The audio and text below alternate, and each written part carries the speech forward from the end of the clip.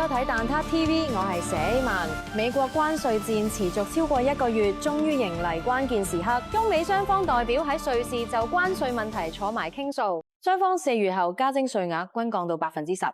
點樣解讀今次中美關稅會談結果？有請我哋蛋撻專員。大家好，我係吉米。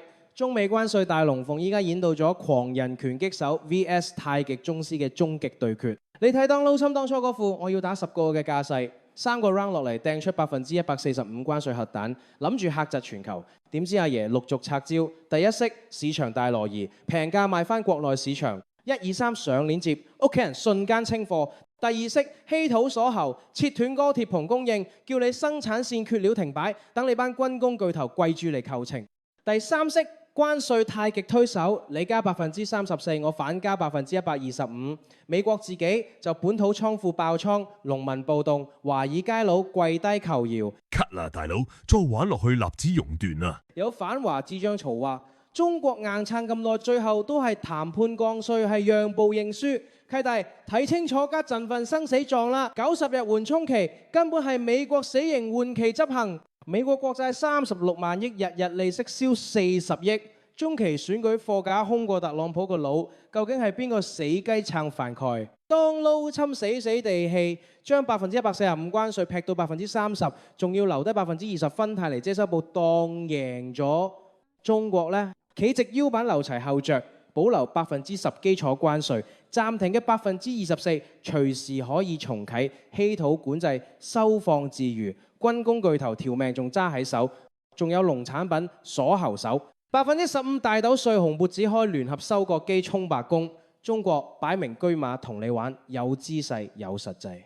當撈侵你好收皮啦噃，再玩落去隱形戰機零件都要手搓啦。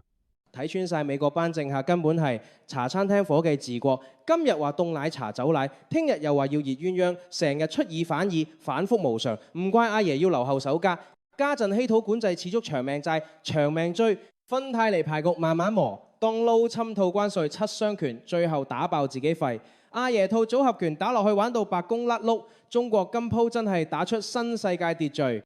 巴西總統盧拉訪華簽16項協議，沙特王儲將40%石油交易轉人民幣，全世界恍然大悟，哦，原來唔使跪都得。呢場戲教識全世界對住美國霸權跪得快死得慘，企得硬有得贏。